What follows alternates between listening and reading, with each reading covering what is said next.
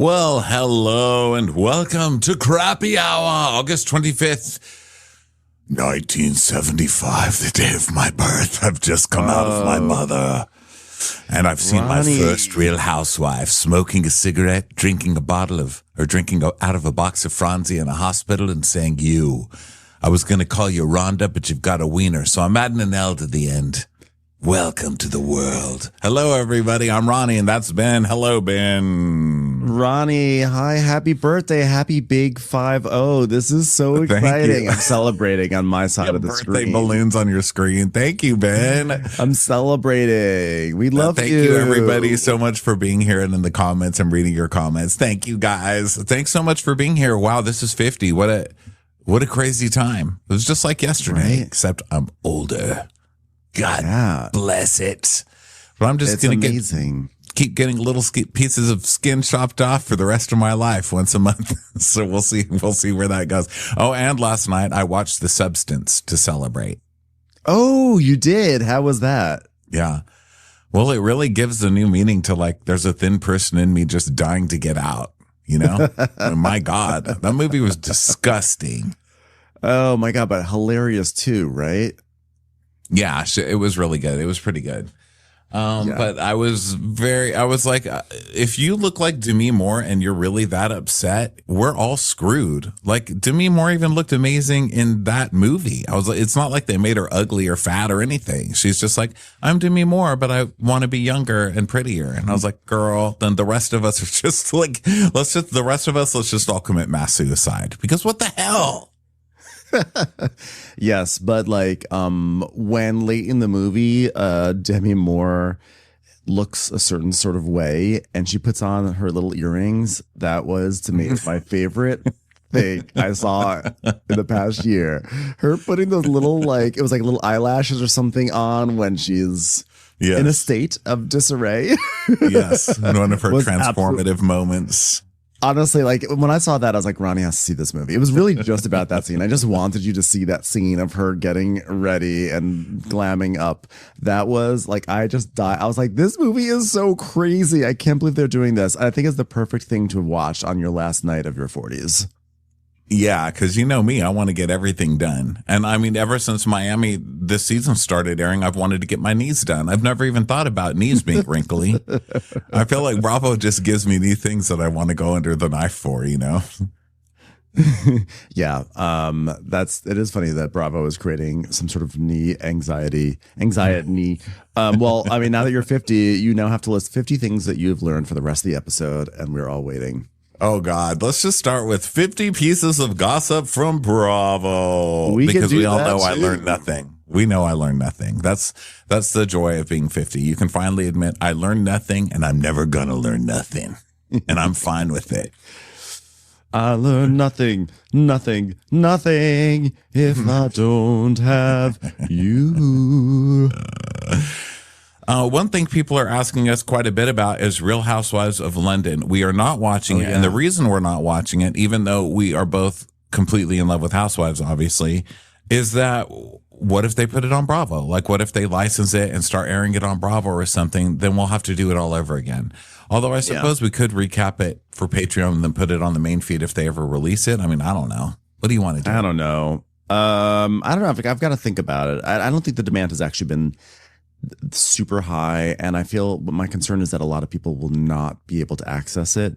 So I say let's just let that one ride a little bit, and if we need to call upon it, we will call upon it. But I think that I'm sure that the Bravo schedule is about to ramp up. This happens. A lot of people have been talking about that we're in sort of like a dead zone with Bravo right now. But this actually happens every year. It just feels more dead than usual because they put Miami on the same night as Orange County. So we have like a full 1 or 2 nights where there's just nothing on.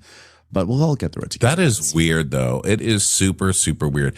One thing we will be recapping is the Love Island reunion on Patreon. That comes out tonight, so I'm psyched about that. But yeah, I think another reason it's weird is because a couple of the things on we're just not watching. Like, we're not watching The King's Court because honestly, I think that was my fault. But I was like, I've had enough dating shows. I don't come to Bravo for dating shows. And Love Island wasn't on Bravo. It is now though. If you guys want to watch it, they're showing it all now. But Love Island, that was a lot. And then Love Hotel.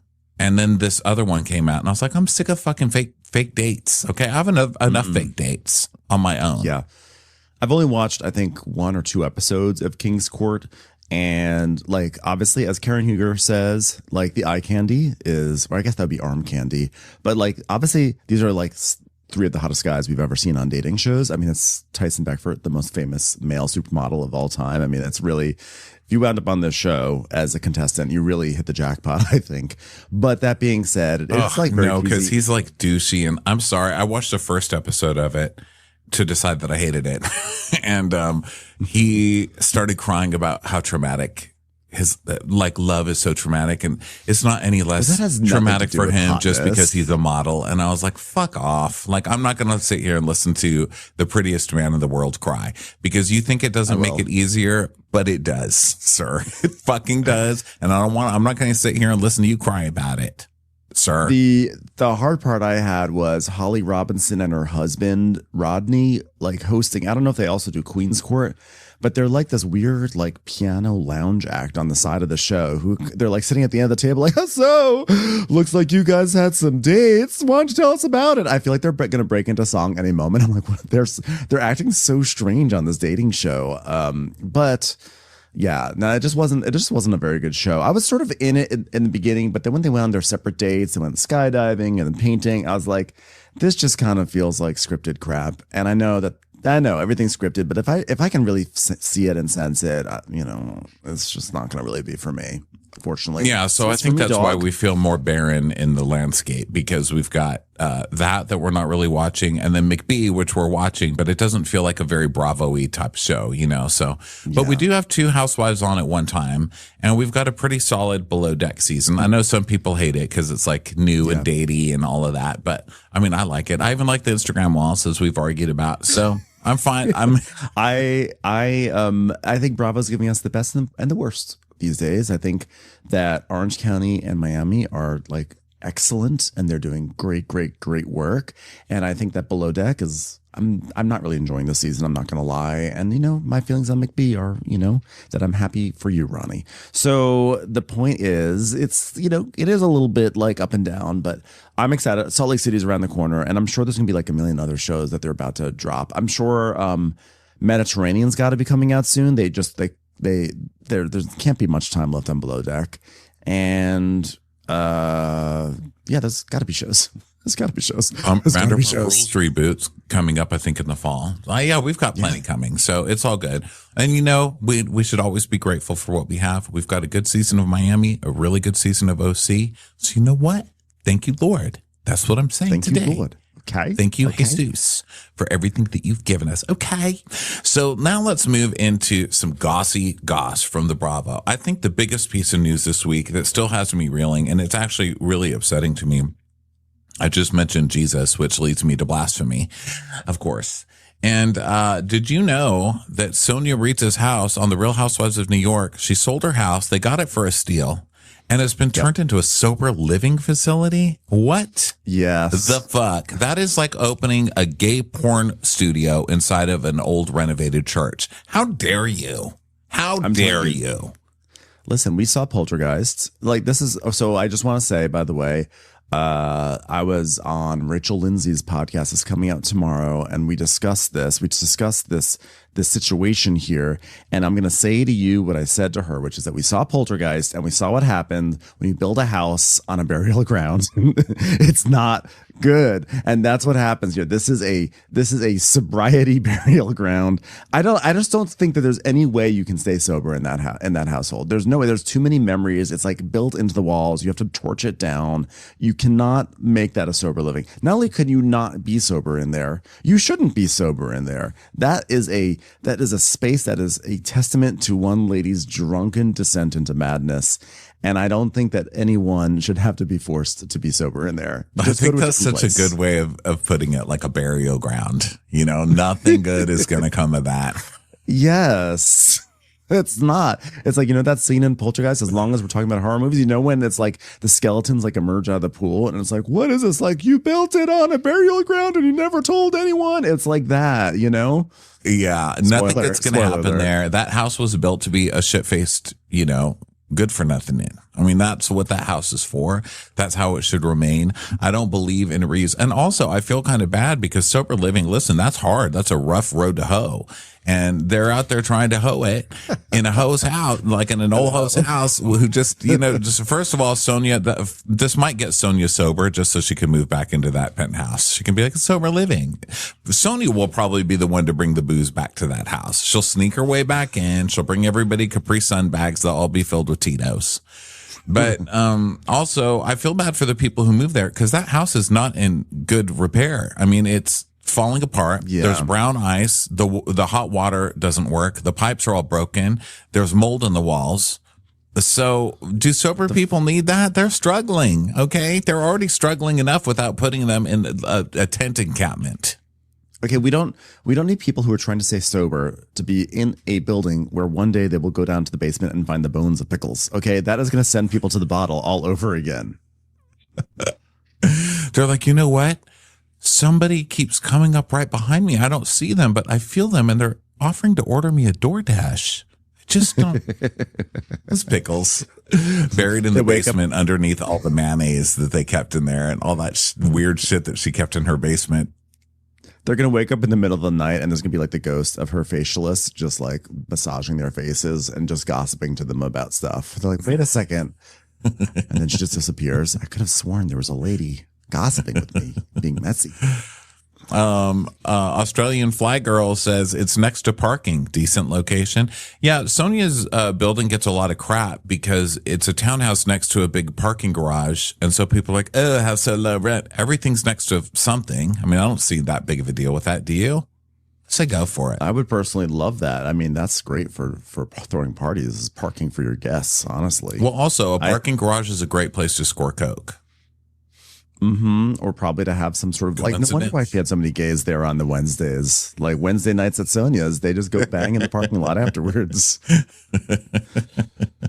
I think that's great. I mean, look, like you said, everything in New York is next to something. To have a townhouse in New York, like when you can normally only afford like a closet, that's living. That's the living. KDC says, hopefully the people don't get left outside in the rain and the cold. Sonja makes them all wait in the lobby. So many memories from that townhome. I'm sorry, Sonja. I know that has to hurt because, people have been asking Sonja to get sober for years, and now to do this to her home that she put so much non-work into is just, it's hurtful. Yeah. Yeah. It is. It's the worst thing that they could have ever done to this piece of real estate. Let's be honest. Yeah, really. So, and to the sober people, like they deserve better. So, here we go. This is from the U.S. Sun. Work in progress. Jax Taylor loved bomb, had sex with, then discarded several female employees at his L.A. bar before he was fired. I am shocked. I actually read about this not in the Sun. I read about it in I Just Can't Believe It Quarterly. Really? It was a headline news and I Can't Believe It Quarterly. Like who would? And then they also picked it up on Who Would Have Thought Weekly. this thing. No, Jax has been sleeping with his employees, he was already accused of it. We didn't even need to wait for Danny to accuse him of it or Brittany to mention it on the Valley. I think we all saw it coming. We're all like, well, he's pun not intended, but like we knew the moment when he was interviewing people last season, like he's sleeping with these people. He's gonna sleep with these women, and that's exactly what he did. And apparently, what he did was he would text them all and be really flirtatious. And what he would send the messages that was like, I'm not supposed to be talking to the staff because it's like a violation. Like, but you're like, I feel this connection or whatever. Like you're the only one I want. Like, I feel like it's worth breaking the rules for. He kept on making them feel special. Like they were the only one he was texting. Like he was breaking the rules, putting his job in jeopardy for this person. He'd give out numbers. That way they wouldn't talk on socials and he would be like really vulgar and whatever. And so he would just sort of like, and some of the women say like, didn't really know what to do. because he's the boss. And some of them were like, well, I resisted at first. I was hesitant, but then he made me feel so like, feel certain sort of things. And so but apparently he was saying this to all of them. So every time he was like, you're the one, you're the, like, I'm willing to break the rules for you. He was saying that to all of the women at the place, according to this article.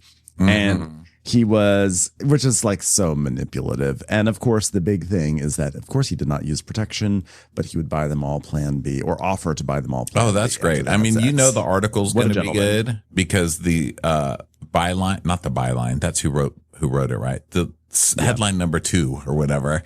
Like there's a headline that I read, and then the second headline is multiple women claimed he would not wear protection, but always offered to buy Plan B. I mean, that's a thoughtful guy. It's a very thoughtful guy. Really, it truly is. And apparently he it'd be going well, and then all of a sudden he would like turn on them and get like really like nasty and mean and get paranoid and be like, you're the problem.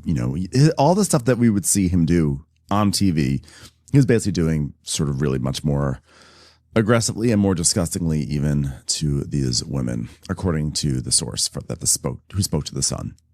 Yeah, he's disgusting. So congrats, Danny, because you know what? He tried that shit with Danny in the end of Vanderpump Rules, or not Vanderpump Rules, The Valley. And so Danny outed him for this. And then the next week, Jax was fired from that restaurant. They closed it. So, yep. The ultimate revenge. But yeah, what a piece of crap. But also just like a general public announcement, don't work for Jax. And also don't fuck Jax. Like, seriously? I can't believe in 2025, it's like telling people not to eat those little bags of silica that come in things that have been delivered to your house.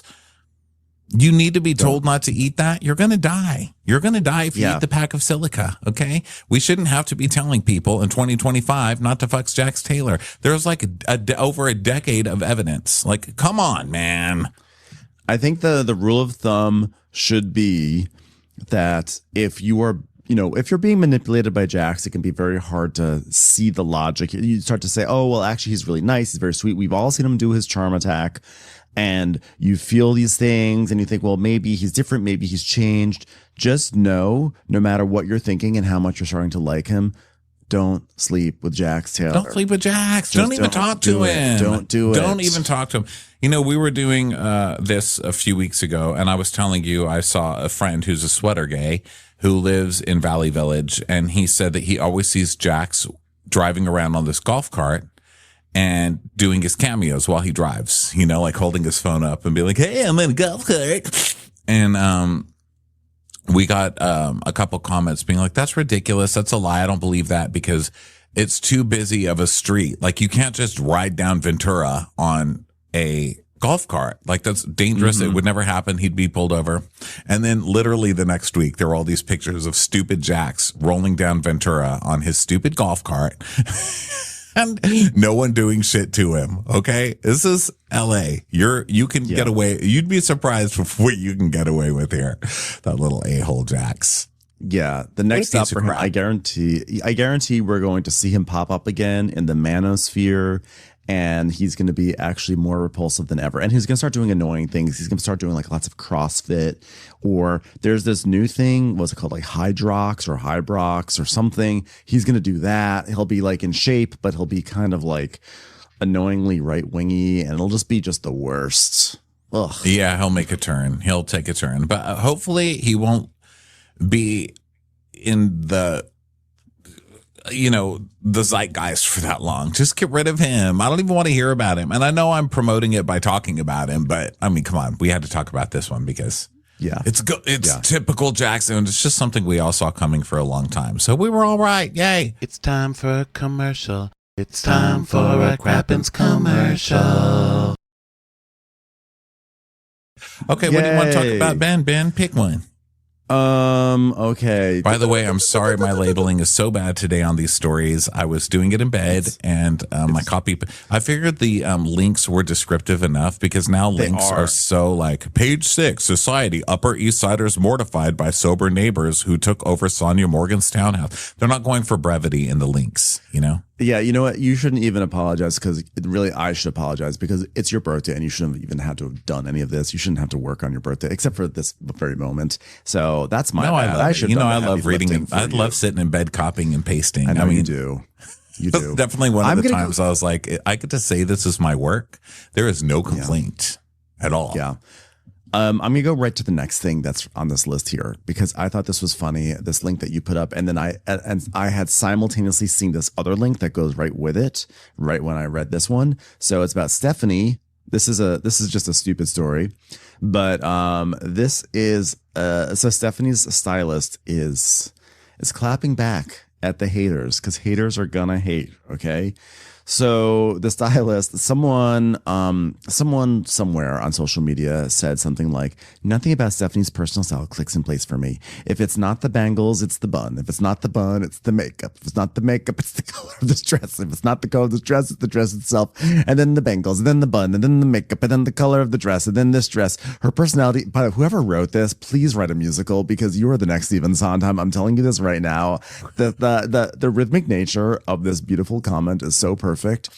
Her personality isn't much better either, although it's nice to see a woman unafraid to wield her private jet like a weapon. It's her only good accessory. So someone wrote that. So the Stefanie's stylist has set to the tune of Voix la traduction, which I don't know, is that like an Edith Piaf song or something? He responds, "Thank you so much, People Magazine, for your opinion." Oh, I guess People Magazine wrote this. Yeah, this is a People Magazine article. I was just waiting for you to get to that because I was cracking up that you thought this was just a shitty person on the internet. Now the shitty people have taken over the internet. Okay, we're now running People Magazine. People Magazine just trolling Stefanie hardcore. Oh wow, that makes this even funnier. I thought it was just someone on Reddit, just writing an amazing comment, but no, this is People Magazine. So Rob Angel says, "Thank you so much at People Magazine for your opinion on how horrible you think my work is. Heart emojis around my face. I love it.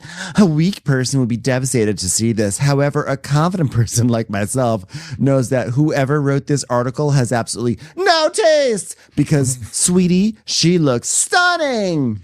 The cyberbullying on myself, at Cesar, and at Stefanie Shahaji is appalling. And if you think a few episodes of a TV show means that you know everything about a person and their personality, it just personifies your ignorance. Have a blessed day and get a life.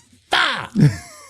You are never coming on the plane. You are never coming on Stefanie's old man ball plane. Okay? You will not be driven by old dangly nuts air.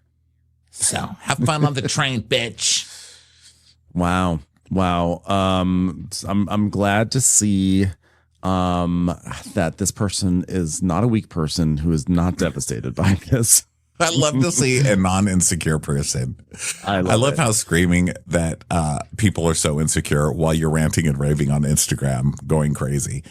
I'm sorry, yes. Rob Angel, you're trying to do a Jackie O thing on Stefanie, and we're just not buying it, okay? Jackie O earned that status. You don't get to just come take it. And then what he's proving to us, like his proof of his great styling, and I'm sorry I'm stuttering, but I'm trying to bring up this window right now. I just want to show you the picture he's using. It's a birthday stutter.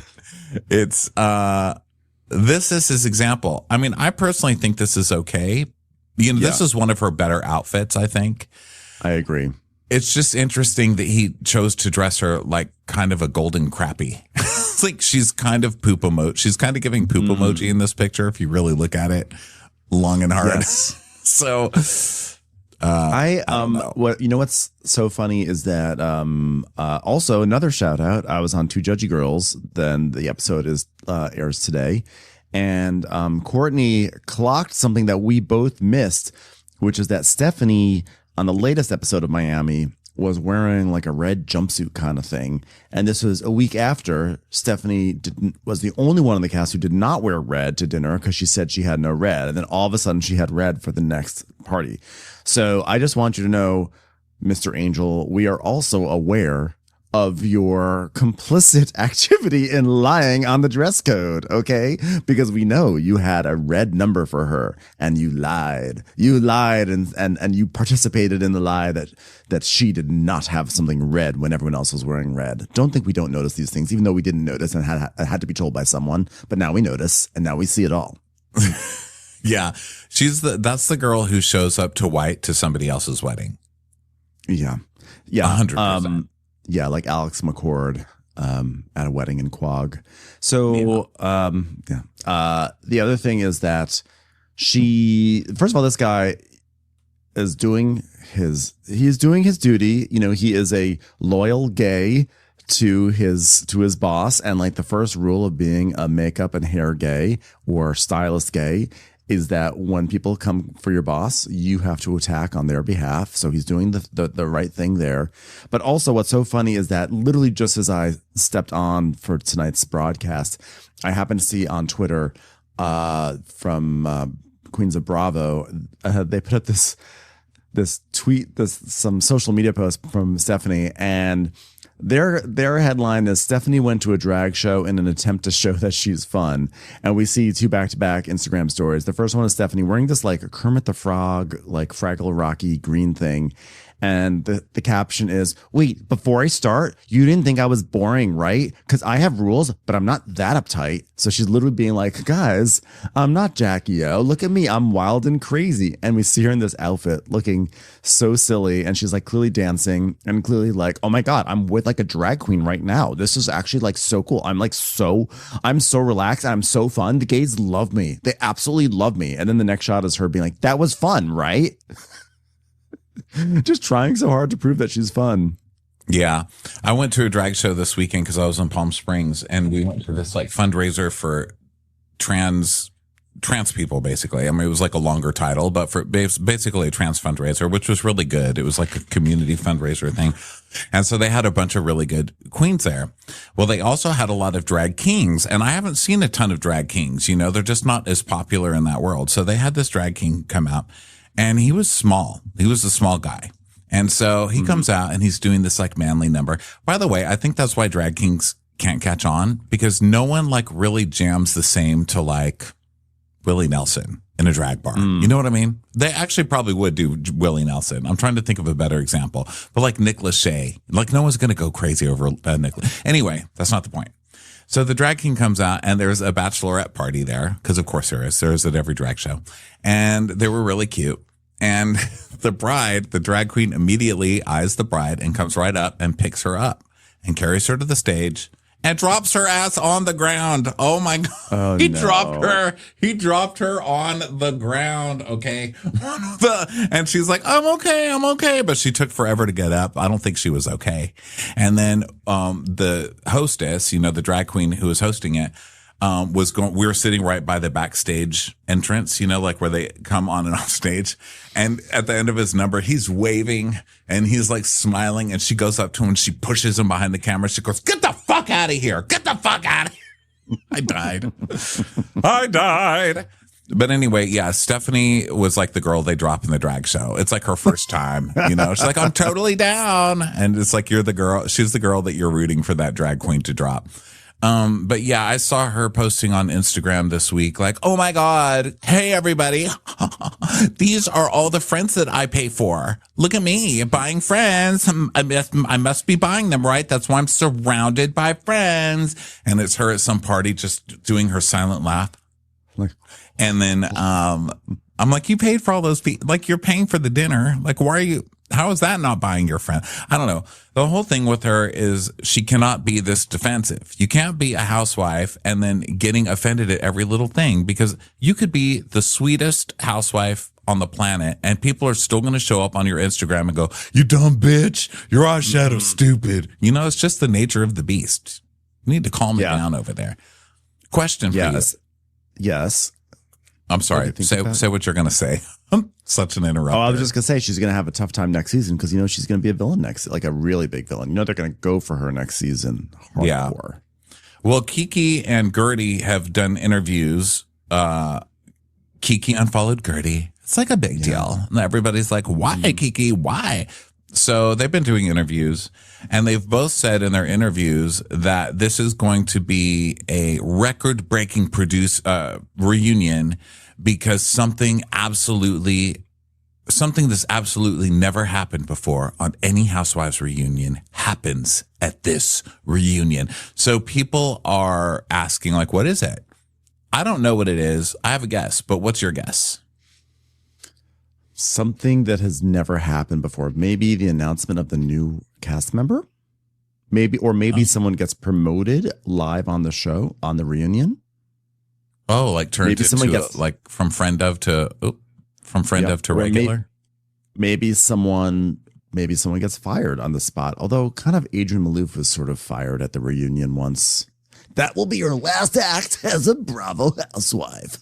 I think Stefanie's going to quit. That's my guess. Because Stefanie posted something after the reunion that people were like, did you quit? I don't even remember what it was because it wasn't that dramatic, but it was something like, oh my God.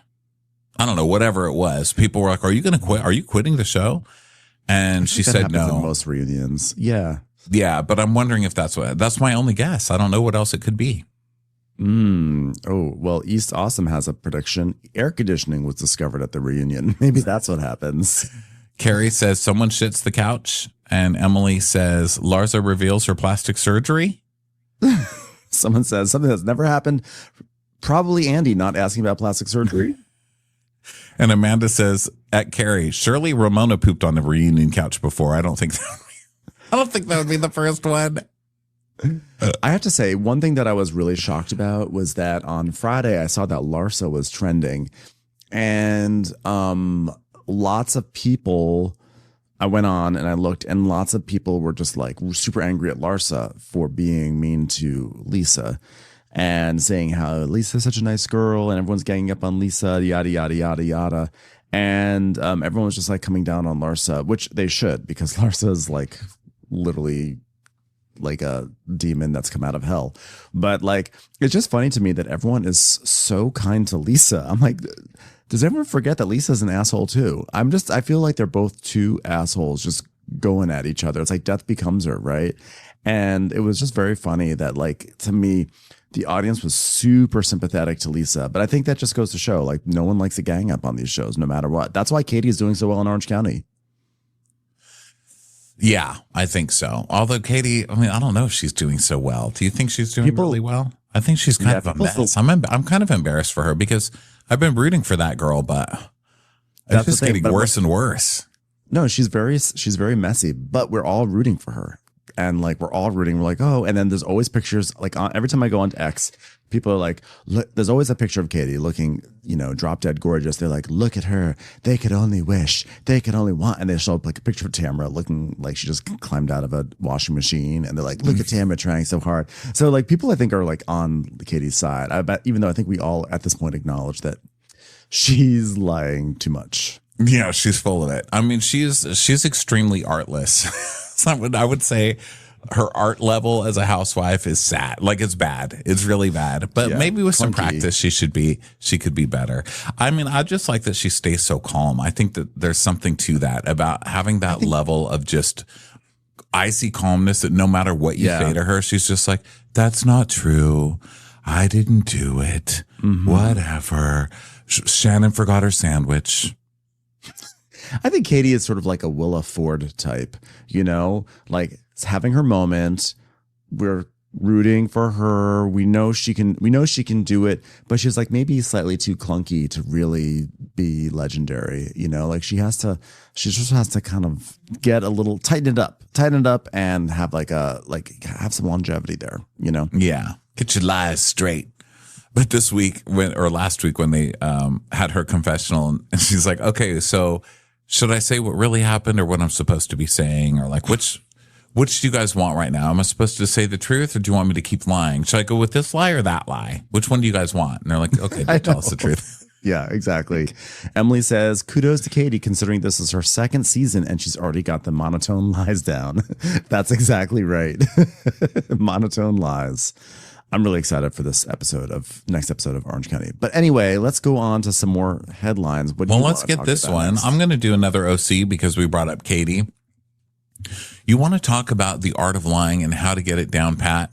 There's no one better to ask than Slade Smiley, ladies and gentlemen. This is from the famous French magazine that we're all subscribed to ever since the 80s. And Real Housewives, Slade Smiley reveals what he told Katie's husband, Matt. During the call as Gretchen Rossi blasts Katie over lies. This was written by Barnell Anderson. Hey, Barney. So there's quite a bit going on with the Real Housewives of Orange County, blah, blah, blah. As fans know, Katie and Gretchen were on good terms, blah, blah. Gretchen was on the recent episode of Juicy Scoop with Heather McFucking Donald. What about that? Glad to see Heather doing well over there. Hey, Heather, we're proud of you. Keep on keeping on. Look at you. Where she discussed her issues with Katie. She said, we're in New Orleans and Katie is swearing that she did not tell Kiki this fake story. And she's like, I swear I did not tell Kiki this story. And she's like adamant. Where's the Slade quote? Can we just get to the Slade quote? We know what Gretchen's going to say. Now they brought up naked wasted. Gretchen said, by the way, I'm not trying to protect Tamara from anything. So then Katie and now Matt are doubling down. And Matt is now claiming that Slade called him in New Orleans and said, protect Gretchen, hold the line. She was very disappointed in Matt. And he was just saying, don't speak to bloggers or media. That's all it was. Slade himself says he was asked if it was true that Katie had been calling bloggers, and he denied that it was true. Slade added that he told Matt Janella, well, neighbor, I don't want to hear a month from now that she actually did it, because Oakley Dokley, that's been her track record where she denies, and then all of a sudden she flips and there's an admission. And that's exactly what happened. Now she's changing her story after denying it on camera. Not to say she won't be welcome at my house for pudding anytime soon, because she's a neighbor. And that's how we do neighbors. Hoodly doodly snoodly doodly. Slade Smiley. Commercials. Here comes one right now.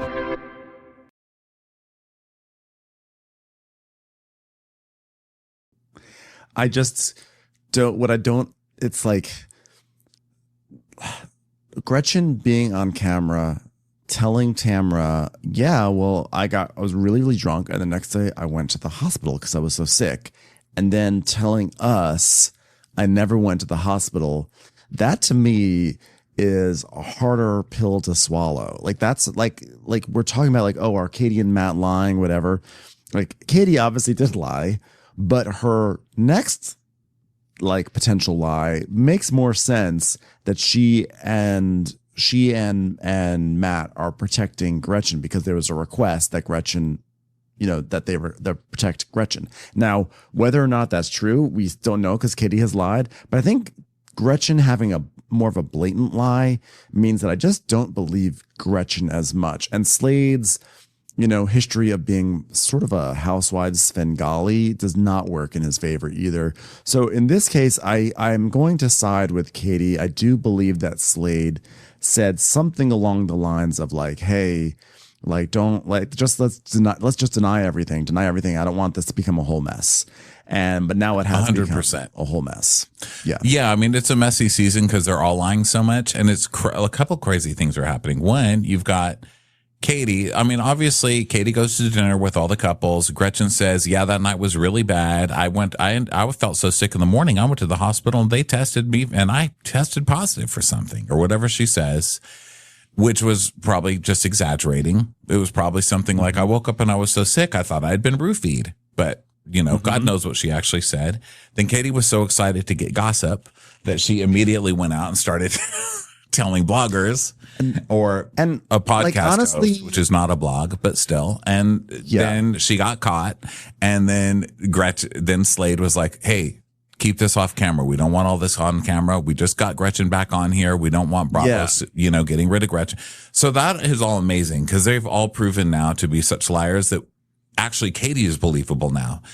Because everybody else is lying so much that it's made Katie believable, which is crazy. Mm-hmm. But the even crazier part is Tamara is such a fucking mastermind that she was the one who perpetrated Naked Wasted. And now she's got everybody else fighting over who's a bigger liar between Gretchen and Katie. I mean, that's pretty smooth. You can say what you want about Tamara, but that's art. That's Yeah, art. someone in one of our Instagram comments said something like Gina Keogh is the one who's getting away with murder, because if you go back to the episode, it's actually Gina who tells Ryan to go check in. Well, Gina's not on the season, and Gina Keogh's not on the season, and it wasn't Gina's son with her hands all over Gretchen and making Gretchen's drinks all night. So yes, Yeah, I was gonna Gina's say I would also also an need to asshole. like. And I if was you gonna say, wheel her ass out here, we'll give her shit too. But right now, we're talking about Tamara because that's who's on here. Now, the other thing is... Sorry, that was pretty harsh, right? I didn't mean to you. I loved it. I was like, listen here, young lady. I didn't mean it like that. Deal with Gina Keogh. I drove by a store today that had the name Keogh on it. And I was like, oh, I wonder if that's like Gina Keogh's daughter's store. That I sounded so rude. Sorry, commenter. I wasn't yelling at you. I'm just saying, But, I read that book. I read All Diamonds and Rosé, and I listened to a lot of it because Amy Phillips voices it beautifully. And I did listen to it. I did read all that. But I don't, first of all, Gina, I believe, but I don't believe everything in that book. First of all, because it's a lot of it is what the producers say. And we all know we've been lied to by producers for 20 something years now. So we should know better than to believe everything that comes out of a producer's mouth. But the Gina thing, yeah, I mean, Gina was at fault too. And Vicky was greatly at fault too. But people are leaving Vicky out of it because we're talking about Tamara. And Tamara's the one who brought this all back into our minds, you know? Tamara is the one who brought it back. What's interesting to me is what I also can't figure out is when Katie allegedly said this to Kiki, I'm wondering what Katie's motivation was, because I can believe it going 50-50 in two ways. I can see 50-50. She's going to bring some gossip that she's hoping that Kiki will say on the air and will get Tamara. But I can also imagine, I really am not trying to be a Katie apologist. I can really imagine a world where she thinks she's just like gossiping, like, oh my God, and guess what I heard? Thinking like, oh, Naked Waste was years ago, so who would care about that? And then she sort of says it carelessly, and then all of a sudden it spirals into a big thing. And so I don't know. I wonder which way do you think she was trying to push a story, or do you think she was being careless? I see both things being totally viable, and I'm really split on what her mindset was. I mean, going to lunch, like planning a lunch with someone who hosts a show on radio, Andy, that gossips about housewives. I mean, maybe she just did it to kind of get curry favor because, we know doing what we do, a lot of people will do that. They'll try and buddy up because they think we'll make fun of them less until they listen the next day. But, they do that. But I think when you're sitting down with someone and you let information like that go, I think she's definitely trying to come for Tamara.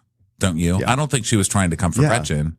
I think she was trying to come for Tamara, because now she's all upset that Gretchen's not standing behind her when she's like, you did say that. She doesn't understand the concept. She just thinks that because of how they've acted her first season. Yeah. How they acted was like, well, Katie, this is all out in the public domain, so you can't get mad at anybody for saying anything. So she's thinking the same rules apply to her, and she just doesn't have the numbers on her side, Yeah. I'm interested. There is a part of me that also thinks that if she was telling Kiki this with intention, I can imagine Katie thinking like, fuck Tamara, and I'm going to help Gretchen out. Like, I'm justice for Gretchen. I can almost imagine her thinking. And I'm not trying to be an apologist about this, but it just is, this is such a funny controversy to me because it's so old, and also it's such a distraction from what Tamara did, and also from what Tamara's behavior has been all season. And so, Tamara is kind of a genius. I mean, she drops really a stupid bomb. Like, Katie told Kiki about that you said that I roofied you. It's such a convoluted and But can I tell you, old story thing, and it has gone off like wildfire. I'm so sorry to interrupt you, but you just reminded me something that I was thinking about as I went to bed the other night, because isn't this what everybody thinks about as they're trying to go to sleep? I was thinking for weeks, I've been saying, what is Tamara's motivation? Why in the world would Tamara why would she bring up the fact that she could even have possibly roofied Gretchen? It just doesn't make sense. What I think I found the answer in my sleep the other day. the whole thing with Phaedra coming back, people were having a fit that Phaedra was coming back, even that she was put back on the traitors, because they're saying you accused Candy of trying to roofie Portia, which is a rape allegation, basically. How dare you? And it kind of put Candy in this, like, not hero position, but it put Phaedra in the worst villain position ever in Housewives history, really. And deservedly so. Phaedra earned that one. I'm not standing up for that. Do you think that Tamara considered that the same thing and tried to get herself the same Candy edit by saying, like, look, someone over here is trying to accuse me of rape, and it's going to make her the ultimate villain of the show, and it's going to make me kind of a hero in a way? I think she was reading old bad Housewives humor in her, or not humor, but lore. I think she was remembering Housewives lore in her mind, and she was trying to use something from another show, and it backfired on her because no one's going to think of that because we have the footage of you where anybody would believe that you did roofie her and your son was being such a fucking creep. But just the way that Tamara looks at herself, I was thinking she was trying to give herself a Candy edit. I mean, I love the conspiratorial element of that. I don't think Tamara's thinking on that level personally. I think Tamara's thinking, let me say something that's going to turn these two against each other. And she's going to pretend to care about Gretchen's feelings. Like, oh my God, Gretchen, can you believe she was saying this? She was making it sound like you're lobbing accusations. And I think that she was actually, I mean, there is an element of like, she's saying these things that could put you in a situation that Phaedra was in, but I think that she's merely just trying to turn people against each other because, this is all an effort to isolate Katie. And somehow this leads back. My conspiracy is that somehow this leads back to the ongoing war of Tamara versus Shannon. And I'm just trying to figure out how this all works, and I can't quite figure it out. A lot of the comments are split. Some people are like, hell no, and some people are like, that makes sense. One of my favorite was Dee, who said yes, and then she said, wait, no. So I think that's kind of where I fall on my own theory. Gab says Tamrat is not that smart, but she didn't pull it off. So ultimately, she wasn't that smart. It wasn't a well thought out plan, but I think Tamara, after the last season, was so villainized. Do you remember how quiet she was at the reunion? She wouldn't even speak. She was just like, yeah. And that's why I said, I'm sorry, guys. I'm a different person now. Autisticness. And so she was trying that whole thing in the last reunion because she got spanked online so much. And so I think that was going to be her play at having a hero edit this year of being like, can you believe someone would accuse me of something like that? But that's only a half-baked theory. And yes, admitting it is a lot because it is admitting that I think of Tamara before I go to bed. I think of these shows. I do. I'm like, what are they really doing? What are they doing to me? Did you say this or did Courtney say it on Two Judgy Girls that Katie and Tamara seem to be friends now? Or is that just a fabrication in my mind that I'm just spreading false? Yeah, Tamara and Katie are friends now. What? Because so now Katie is against Gretchen because she's going to call Gretchen a liar, which puts her on Tamara's side because that's all Tamara's been wanting to do. And also Tamara breaks down Katie, isolates her from the pack, and then takes her in under her wing. And that's how Tamara also like gets her power in this group. This is how she like gets people like Gina and Emily like under her wing, or even Heather, which is wild because Tamara spent an entire season trying to destroy Heather. An entire season, 2 seasons ago. And now Heather is on the show, such a Tamara defender. She's the one having, lunches with Tamara at the place with a hot waiter, being like, I am trying to find out what is going on with you. And so I think that Tamara has this like amazing technique of just like destroying, isolating, and then taking in these people. Yeah. Yep. Did we ever find that waiter, by the way? There was like a lot of talk on Friday. Like, who is Cody the waiter? Did anyone find him? Has Cody been found? I'm asking our audience right now. Oh, God. Do people still look for hot guys like that? I mean, what are you going to do with them? Go. Just want to look. Just to look. Want to look. Just to go get your tiramisu from a hot guy, huh? No, I'm not. I don't want to go there. I'm just saying we all just want to see his Instagram, etc. It's Cody the hot waiter. Yeah, I don't care. I don't care about hot waiters. They're a dime a dozen, darling. All right. Let's go into. Sorry, Cody. I hope Cody's not somewhere like deflated because I was like, fuck hot waiters. Who needs them? Give me a good old ugly waiter anytime. They'll work harder. Okay, so Miami legal drama. Stefanie Sonjarita and her husband, Shohaji. How do you pronounce that? And I don't mean to be rude. I just don't want to be problematic. Shojai, maybe? Shojai?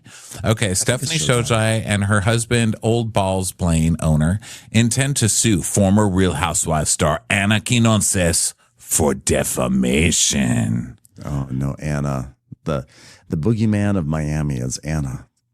What happened now? Okay, well, it's a video for some reason. I guess it's a clip. Anna Cooks, but it's with a Qooks. Anna Cooks. Breaking news. Reality Court has officially made it, folks. We've just received our first I intend to sue you for defamation letter. A real threat of a frivolous lawsuit, and we are going to have so much fun letting this play out in the court of public opinion. None of this would have been possible without our judgy juror or something, who tune in every week and keep us fueled with hot tea, side-eye, and unsolicited opinions. Because apparently she has been talking about all the gossip that Stefanie was. And by the way, we can't be sued because I'm not coming out with this gossip. I'm just repeating what I've already heard all over the internet from Rob the stylist. Okay, I heard this directly from Rob, Stefanie stylist. Okay. Okay, great. I'm just kidding. It's just shit that's been going around on the internet and YouTube videos, etc. That Stefanie was the wife's assistant at the company, and then she ended up basically stealing that lady's life and taking the husband and getting her out of the house and doing all of that stuff, and now claiming that all this other stuff. So that's the goss, and I guess Anna was talking about it and is now going to get sued. Oh my goodness. And somewhere I just heard Leah, she's here right now, she's in town right now, I just heard her saying, on my back. Maybe they'll bring Anna back for another scene where she awkwardly sits there and doesn't do anything, and we all get excited and then get let down. I know. She really is good on the bench, but man, once you get her up there, she's like, never mind. Yeah. I don't want to be here anymore. Bye. She is awkward. I'll always remember the season of Food Network Star that she was on, and she was very ill-equipped for that show, which was hilarious. She was. What was her shtick? Cuban food, I think. Was it Cuban? I think it was Cuban food. Yeah, but you can't just but I mean, what was her emotional shtick? Because you know how they all had to have the thing. I think it was I'm the sexy chef, and I'm I'm gonna look. Anna Quinones. I never know how to say her last name. Food Network star. Quinones, I think, or Quinones. I don't know. The skinny Latina. I don't know. Food Network star a day doesn't really have much. What's the one thing you want to? I'm trying to look. There's not much. I don't know. I don't know what her thing was. I think it was just she was Anna Quinones. I want to say it was sexy. I know that there was that was Penny. I know that Penny was sexy. Well, a few of them have done the sexy. Wasn't hers romantic or dating? Maybe food, it was. Or she did something like that. I don't know. I don't remember. But that's the point. Yeah. That's why she didn't make it, because we didn't remember. Can we do a piece of gossip that's I feel like we never even addressed, but I'm looking at one of these articles about Southern hospitality rumors, and I don't know how we missed it, but I didn't realize that Will Culp was fired from the show, or that he's leaving, but people are saying that he was fired because he didn't go to that reunion. And now, I guess that happened last month, this news. And now the gossip is Allie, aka Ali Bali, has been hanging out with the cast a lot, and the rumor is maybe she might be on the show, although I guess the source is saying she doesn't have a role in the show. She won't be a cast member. Would you want to see Ali Bali on Southern Hospitality? No, not really, but I'm not anti or anything. I thought she was a very nice girl on Vanderpump Rules, and I certainly feel for what she went through with James, but I don't know what she has to offer other than just being yeah, guys, give him another chance. I don't really remember anything that she did. She was nice, though. Maybe they could use that. Or maybe she could be the card reader when that flaky ass Grace Lilly's oh my God, I got my chakras did, y'all. I got my chakras did by this girl. Yeah. So nice. and brings her along. That sounds very accurate. That's exactly what her role will be on the show. I can see that. Wow, the time has really flown. It is time to talk to you, the listeners. So the audio portion of this that goes out to the public is ending now. So thank you so much, everybody, for being here. If you guys want to come on camera and chat with us, we're every Monday at 5:30 Pacific time. Just join us on the link that we're about to provide, and we'll talk to you next time. Bye.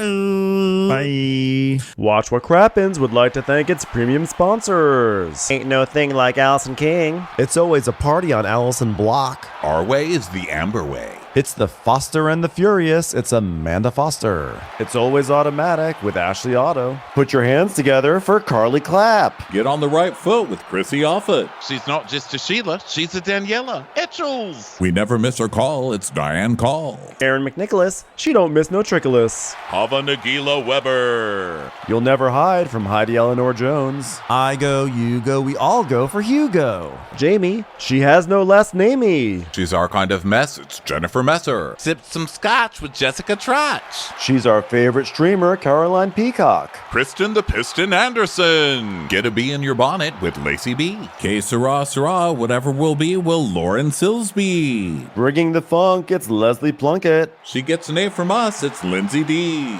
Let's give a kisserino to Lisa Lino. Fresh as a daisy, it's Maisie McHenry. We love her on the rocks. It's Melissa Cox. Megan Berg. You can't have a burger without the Berg. This is Livin' with Michelle Vivian. I love ya, Olivia Williamson. Tastier than Flanderson, it's Rachel Manderson. She sure is swell. It's Raquel. Yes, we canna, it's Savannah. Cast a spell with Shannon Spellman. Let's share with Sharon Eldridge. Darn Skippy. It's Tippy. And our super premium sponsors. She's VVIP, it's Amanda V. Can't lose when you're with Amy Baldwin. Somebody get us 10 cc's of Betsy MD. We're taking the gold with Brenda Silva. Let's get real with Caitlin O'Neill. Don't get salty with Christine Pepper. Can't have a meal without the Emily Sides. Who, what, why, where, and Gwen Pentland.